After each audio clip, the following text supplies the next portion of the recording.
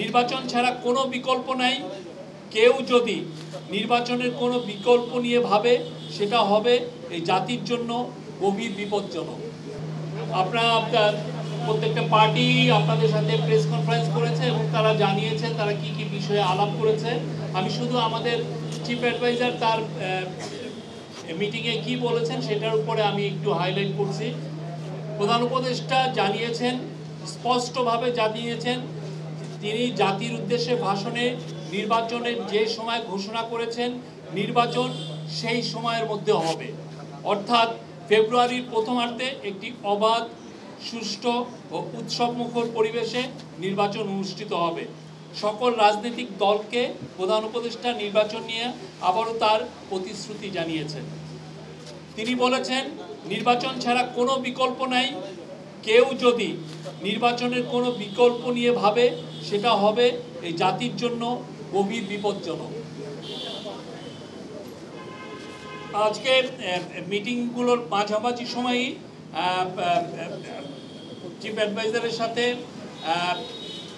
Vice president of national consensus commission আর doctor Ali Riaz এবং প্রধান উপদেষ্টার বিশেষ সহকারী মুনির হায়দার দেখা করেছেন। প্রফেসর আলী রিয়াজ জুলাই সনদ চূড়ান্ত করার বিষয়ে কি কি অগ্রগতি হচ্ছে সে বিষয়ে প্রধান উপদেষ্টাকে অবহিত করেছেন।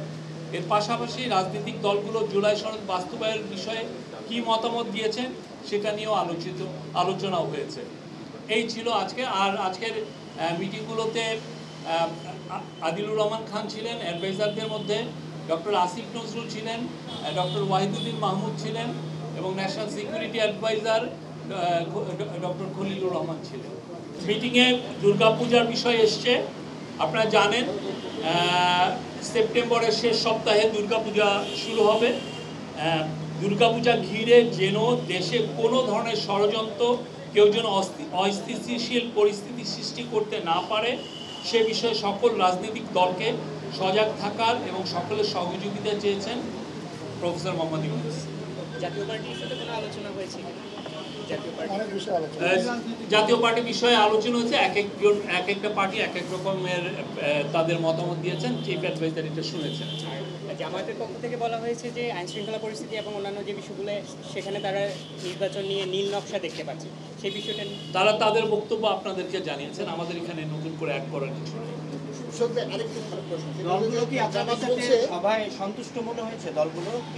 খুবই সৌহার্দ্যপূর্ণ পরিবেশে খুবই আন্তরিক মিটিং হয়েছে। আমি বলবো যে আপনারা জানেন গত 13 মাস এই গভর্নমেন্ট যে দায়িত্ব গ্রহণ করার পরে আমরা চলমান একটা ডায়ালগ আছে প্রত্যেকটা পার্টির সাথেই আমাদের খুবই ভালো আলোচনা হচ্ছে এবং আজকের যে 3টা পার্টির সাথে যে আলোচনা হলো খুবই বলবো যে সৌহার্দ্যপূর্ণ ফ্রেন্ডলি পরিবেশে হয়েছে এবং অনেকক্ষণ ধরে আলোচনা হয়েছে।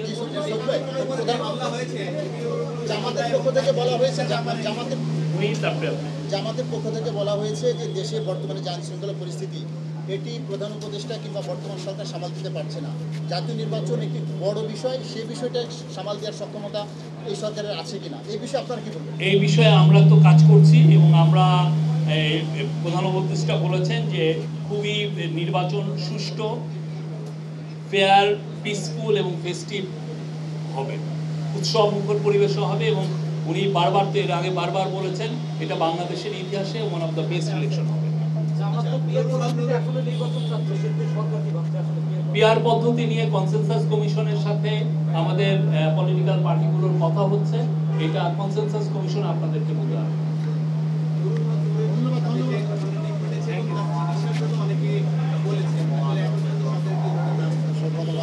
গতকালকে আমরা এটা নিয়ে একটা বড় প্রেস রিলিজ দিয়েছি। আমরা বলেছি তার যদি প্রয়োজন হয় সেক্ষেত্রে বিদেশেও পাঠানো হতে পারে, এটা আমরা কালকে জানিয়েছি। উনি ঢাকা মেডিকেল কলেজ হসপিটালে চিকিৎসাধীন আছেন, সেখানে একটা স্পেশাল মেডিকেল বোর্ড গঠন করা হয়েছে। তারাই জানাবেন যে তার কি কি মেডিকেল অ্যাটেনশন দরকার। চট্টগ্রাম বিশ্ববিদ্যালয়ে গ্রামবাসীর সাথে শিক্ষার্থীদের যে সমস্যা, চট্টগ্রাম বিশ্ববিদ্যালয়ে যে আজকে দিনব্যাপী যে সমস্যা চলছে এই বিষয়ে কোনো ধরনের উদ্বেগ আছে কিনা আপনার?